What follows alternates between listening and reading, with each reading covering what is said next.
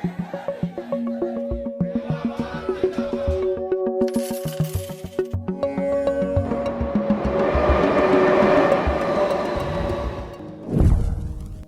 को अहिंसा का संदेश देने वाले भगवान बुद्ध दुनिया भर में व्याप्त हैं, कहीं धर्म के रूप में तो कहीं कर्म के रूप में।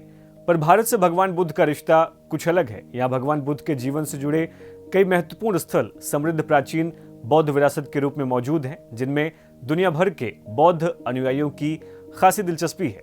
बिहार में बोध गया, वैशाली और राजगीर, उत्तर प्रदेश में सारनाथ, श्रावस्ती, संकिसा और कुशीनगर, ये सभी भारत में मौजूद प्रमुख बौद्ध तीर्थस्थल केंद्रों में से एक हैं। समय समय पर सरकार इन सभी तीर्थस्थलों तक पर्यटकों की सुविधा के लिए नए नए कदम उठाती रहती है। पिछले दिनों बौद्ध सर्किट से पर्यटकों को जोड़ने के लिए कुशीनगर में अंतर्राष्ट्रीय हवाई अड्डे का संचालन शुरू हुआ है और इसी कड़ी में हमारे यूपी के महाराजगंज जिले में मौजूद भगवान बुद्ध के ननिहाल देवदह के कायाकल्प की भी बात होने लगी है।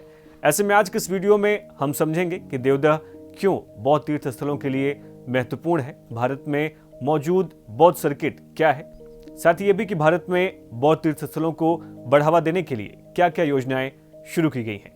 आज के इस वीडियो की शुरुआत करें उससे पहले आप सभी से एक छोटी सी रिक्वेस्ट है, अगर आपने अभी तक हमारे चैनल को सब्सक्राइब नहीं किया है तो जरूर करें और वीडियोस की लेटेस्ट अपडेट पाने के लिए बेल आइकन को दबाना ना भूलें। यह है महाराजगंज जिला और जिले में पड़ने वाले कुछ स्थल जैसे कि रामग्राम, कुंवरवर्ती स्तूप, पिपली वन और देवदह, ये बौद्ध धर्म के लिए खास मायने रखते हैं। बनरसिया कला देवदह इन्हीं जगहों में से एक है। इस स्थल को भगवान बुद्ध का ननिहाल कहा जाता है। माना जाता है कि यहीं पर गौतम बुद्ध की मां महामाया का जन्म हुआ था और इसके लिए इसे महाजनपद काल से जोड़कर देखा जाता है। दरअसल महाभारत के युग के बाद संपूर्ण क्षेत्र में क्रांतिकारी परिवर्तन हुए। कौशल राज्य के अधीन अनेक छोटे छोटे गणतंत्रात्मक राज्य अस्तित्व में आए। इनमें कपिलवस्तु के शाक्यों और रामग्राम के कोलियों का राज्य भारत और नेपाल की सीमा क्षेत्र के नजदीक मौजूदा महाराजगंज जिले की सीमाएं भी इसी में आती थी। रोहिणी नदी शाक्य गणराज्य और कोली गणराज्य की सीमा का निर्धारण करती थी। कोली सूर्यवंश के यानी कि इक्ष्वाक वंश के क्षत्रिय थे और इसी कोली गणराज्य की राजधानी रामग्राम मानी जाती है। हालांकि इसका अभी कोई प्रामाणिक स्रोत नहीं है। माना जाता है कि इसी कोली का संबंध देवदह नामक नगर से भी था। बौद्ध ग्रंथों में भगवान गौतम बुद्ध की माता महामाया, मौसी महाप्रजापति गौतमी और पत्नी यशोधरा को देवदह नगर से ही संबंधित बताया गया है। देवदह और रामग्राम की पहचान पर काम करने वाले कुछ एक्सपर्ट्स का मानना है कि सम्राट हर्ष के शासनकाल में चीनी यात्री वेनसांग ने महत्वपूर्ण बौद्ध स्थलों का भ्रमण किया था और इसी क्रम में वो देवदह भी आए थे। अब इन्हीं सब का पता लगाने के लिए एक बार फिर से उत्तर प्रदेश पुरातत्व विभाग इस स्थल के उत्खनन का काम शुरू करना चाहता है ताकि लंबे समय से उपेक्षित इस स्थल के बारे में अधिक जानकारी प्राप्त की जा सके और इसे बौद्ध सर्किट में भी जोड़ा जाए।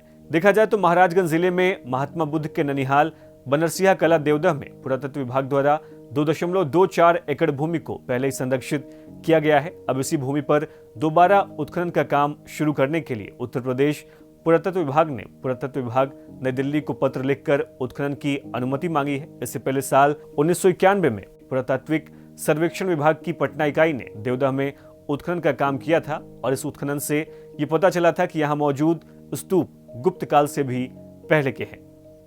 तो आइए अब आपको बताते हैं बौद्ध धर्म से जुड़े प्रमुख स्थलों के बारे में जिन्हें बौद्ध सर्किट कहा जाता है। बौद्ध धर्म के पवित्र स्थान यानी कि जहां पर भगवान बुद्ध का जन्म हुआ, जहां उन्होंने उपदेश दिया, जहां उन्होंने ज्ञान प्राप्त किया और जहां उनका निर्वाण हुआ यानी जहां उन्होंने अपने शरीर का त्याग किया, उन स्थानों को बौद्ध सर्किट कहा जाता है। इन स्थलों में नेपाल में स्थित लुम्बिनी जहां बुद्ध का जन्म हुआ, बिहार का बोध गया जहां उन्हें ज्ञान प्राप्ति हुई, उत्तर प्रदेश वाराणसी का सारनाथ जहां उन्होंने अपना पहला उपदेश दिया, बिहार की राजगीर पहाड़ियां जहां उन्होंने एक पागल हाथी को अपने वश में किया और 12 साल बाद मॉनसून की वापसी कराई, बिहार का ही वैशाली जहां भगवान बुद्ध ने अपना अंतिम धर्मोपदेश दिया, उत्तर प्रदेश का श्रावस्ती जहां उन्होंने 1000 पंखुड़ियों वाले कमल पर आसन ग्रहण किया और स्वयं के कई प्रतिरूप बनाए, उत्तर प्रदेश फर्रुखाबाद का संकिसा जहां के लिए माना जाता है कि गौतम बुद्ध स्वर्ग से धरती पर आए थे, और उत्तर प्रदेश का कुशीनगर जहां पर उनका महापरिनिर्वाण हुआ था। नेपाल की लुम्बिनी को छोड़कर ये सभी स्थल बौद्ध तीर्थ स्थल हमारे भारत के समृद्ध बौद्ध विरासत का हिस्सा हैं। इन स्थलों पर पर्यटन की सुविधा को बढ़ाने के लिए प्रसाद योजना, जिसके अंतर्गत बुनियादी ढांचे के विकास के लिए 30 परियोजनाएं शुरू की गई हैं। प्रतिष्ठित पर्यटक स्थल, बौद्ध सम्मेलन और भाषाओं की विविधता के लिए उत्तर प्रदेश में बौद्ध स्मारकों पर चीनी भाषा में और मध्य प्रदेश में सांची स्मारकों में श्रीलंका की आधिकारिक भाषा सिंहली में साइन बोर्ड लगाए गए हैं। ऐसे में जानकार ये मान रहे हैं कि देवदह में होने जा रहे पुरातात्विक खनन से इस प्राचीन स्थल को नई पहचान मिलेगी, पुरातत्व संबंधी धरोहर की पहचान बढ़ेगी और विश्व पटल पर देवदह की गरिमा बढ़ाने के साथ ही इस क्षेत्र का विकास होगा और इससे देवदह को भी बौद्ध सर्किट में शामिल किए जाने की राह आसान होगी।